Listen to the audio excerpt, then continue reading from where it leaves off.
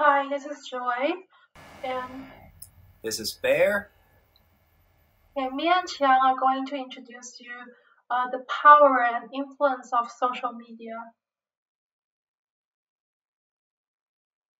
With the help of social media, our generation nowadays have more power in our own hands than any previous generation.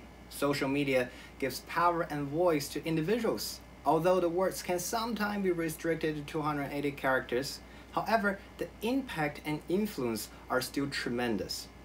Here's the story of how a day-to-day life woman just like you and me created a huge impact on our society or even our world by simply using social media. Today, we want to share to you a story of a little girl who just lived outside of Washington, D.C. Her name is Divinia.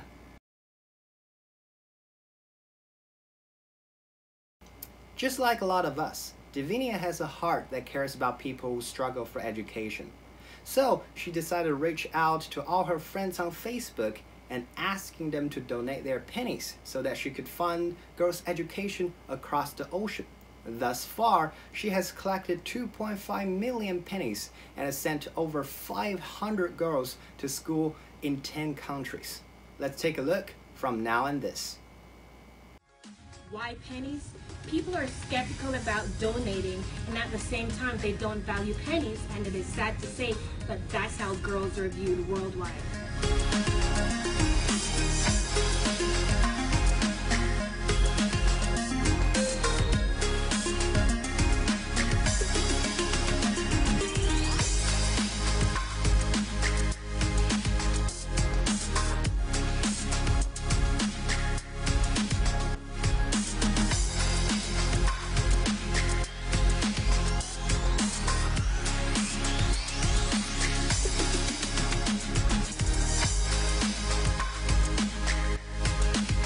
I represent those 62 millions of girls in developing countries that are deprived of an education because they're born a girl.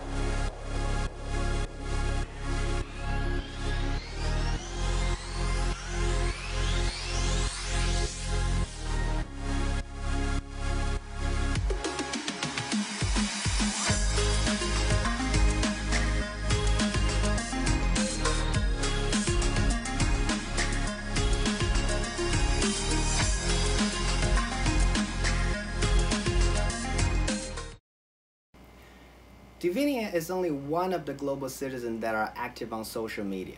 There are still many people out there who just like her, using the help of social media to spread love and kindness.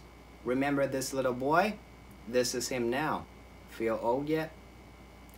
A few years back, a picture on social media showing a lady with tattoo feeding the young boy went viral on social media. The lady, Miss Loven, is a Danish woman living in Africa.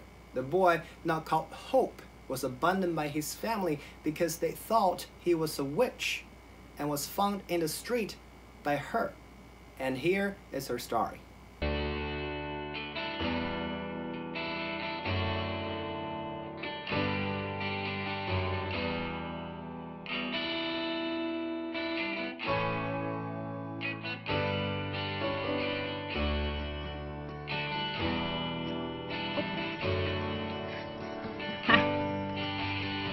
Hope? Where you going? Hope? Hope?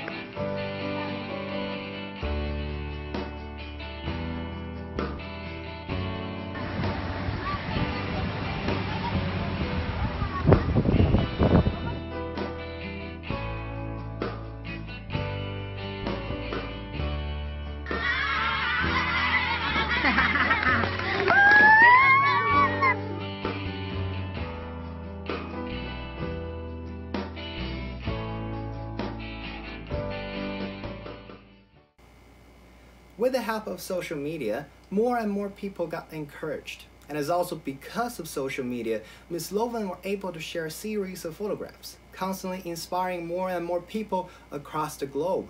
This makes me think a lot of things. We now have the power in our own hands to make great things happen.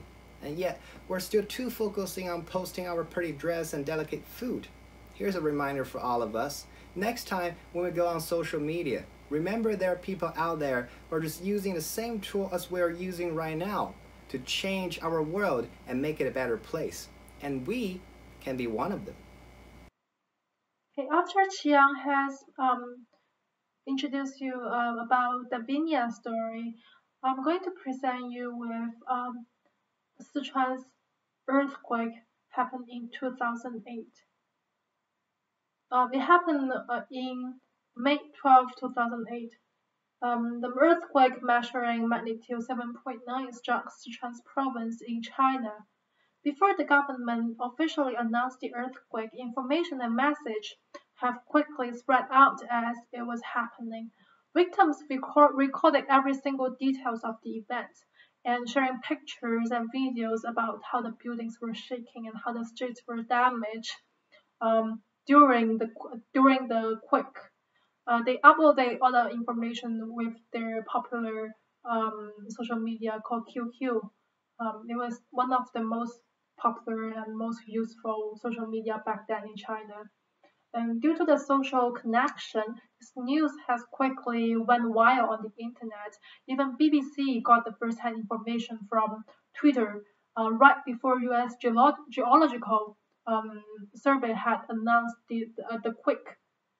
This message flies so fast that the China's government didn't even have chance to block the information from social attention. This situation matches how Yan's article discussed that more than 37.1% of the message could spread more than three hops away from the originators, and especially when breaking news spread out. Take this earthquake, for example, text and pictures were coming from large numbers of originators, and the number of related messages would go even faster, corresponding to the increasing number of content and retweets. Similar to the Vinya story, Twitter has a very similar effect as Facebook, as they are both great medium for propagating information.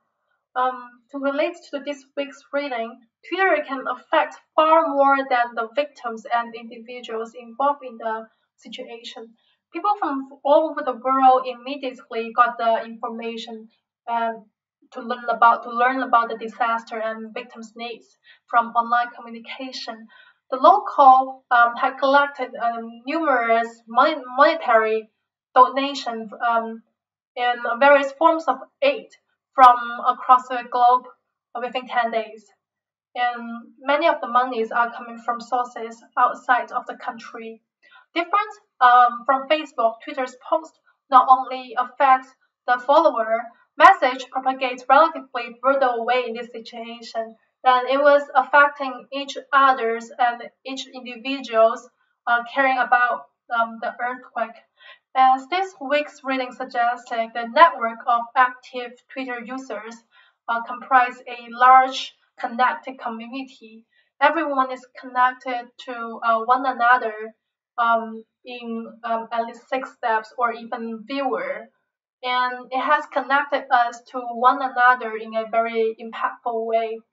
Every individual has power and influence on social media, and as it provides a platform for us to speak up and to use our voice to make our request and to deliver our thoughts and problem. We can bring out very different levels of impact to the society with social media.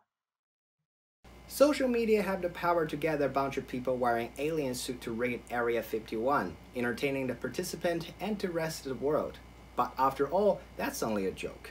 The truth is, social media have great power and influence, the power to destabilize society, start a revolution, forcing the government to shut down the internet, and eventually overthrew the old regime. As a landmark of the history of social media, let's talk about Arab Spring movement. The Arab Spring movement originally took place in Tunisia in the year 2010. Arabic world erupted as a generation of young people no longer prepared to suffer in silence rose up against the government with public gathering and protest. This revolution caught the world off guard because the weapon of the activists wasn't guns and bombs, but their mobile phone and their social media app. Information on social media spread fast. Only within a month, the government of Tunisia decided to step down because they cannot control how fast the information is spreading to the rest of the world. And it certainly changed the rest of the Arabic country forever. So let's take a look from the History Channel. The Arab Spring timeline began in Tunisia, a country that had been under the allegedly corrupt and authoritarian rule of President Zayn al-Abidine Ben Ali for more than 2 decades. On December 17, 2010, a working-class vendor named Mohamed Bouazizi was approached by Tunisian authorities about his unlicensed cart. He offered to pay a fine, but instead his vegetables were confiscated, and he was publicly humiliated by the police. Afterwards, to add insult to injury, local officials refused to hear his complaints of harassment. In a show of protest, Bouazizi stood in front of the local governor's office and set himself on fire. He died from his injuries on January 4th.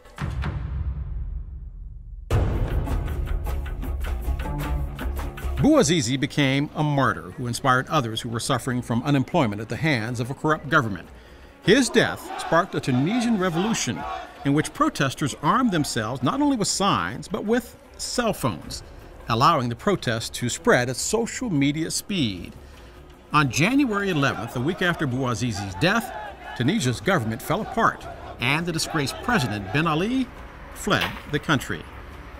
The videos of the successful uprising shared via social media raised global awareness of the protests themselves.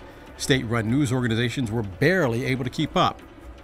The speed and success of the protest inspired others across the region. Throughout January, protests erupted in Algeria, Jordan, and Oman. By January 25th, the movement reached Egypt, followed by Syria, Yemen, Iraq, Libya, and several other countries. On February 11th, Egyptian President Hosni Mubarak stepped down, and by the end of the year, Yemen's government was overthrown,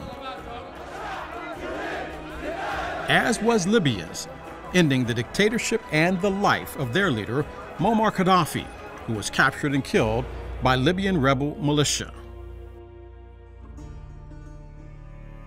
While some of the Arab Spring protests did result in regime changes, not all of them brought about positive change for the working-class people like Mohamed Bouazizi. In some cases, the uprisings were co-opted by religious extremists like ISIS, who embraced the revolt against secular Arab regimes for their own agenda. As a result, when governments toppled in places like Syria and Iraq, rebel groups stepped in to fill the void, using strong-arm tactics and even terrorism. In Syria, civil war has resulted in the deaths of some 500,000 people, stoking the fires of unrest. Along with political instability and economic stagnation in neighboring countries, the Syrian civil war has also led to a massive refugee crisis in the region. While the Arab Spring revealed how fast a revolution fueled by technology could unfold, it also once again proved how complicated and unpredictable revolutions can be.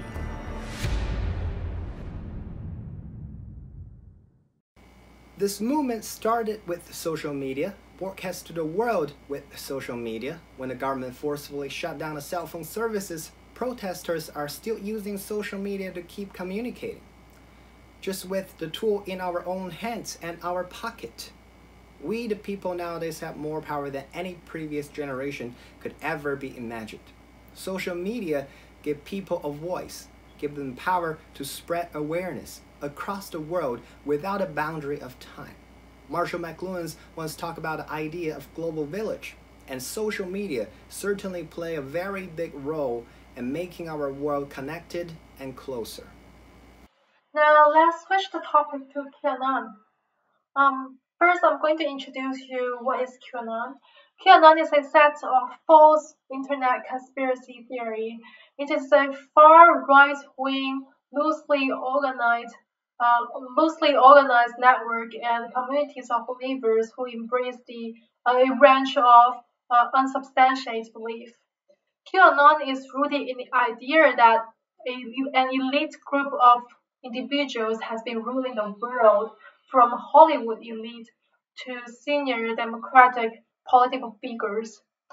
During Trump's presidential period, QAnon supporters flooded social media with false information about COVID-19, about the Black Lives Matter protests, and the presidential election. But they recruited legions of new believers to their ranks during 2020. This group has spread from fringe internet message board to mainstream platform and have become a political issue in past few years. A new research finds that QAnon conspiracy theory has increased in popularity on Facebook and Instagram due to the since the start of the coronavirus, as more people have been spending their time at home and in front of the screens. In order to restrict the continuous growing of QAnon, Twitter had removed more than 70,000 accounts that spread the conspiracy theory. And Facebook also took action against QAnon, banning pages and groups that dedicated to QAnon, as well as Instagram accounts focus on QAnon movement and content. However, this new policy could not ban individuals from posting new information and new content about the movement. As we can tell from QAnon, QAnon's example, social media is becoming a double-edged sword. QAnon is just an example of how a conspiracy theory can spread through the power of the internet. While most people's attentions are being directed online due to the pandemic and the coronavirus, um, also the rising prevalence of anti-mask movement, anti-vaccination is also example of a negative influence. Social media are spreading both a positive and negative impact to the society. It is becoming everyone's daily commonplace now. However, untrustworthy information on the public forum could shape people's opinion in a misleading direction. The current situation now is the opposite of what Marie's article had mentioned. Marie's believed that um, social media could become a vehicle of democracy as it opposes the hierarchical elite control.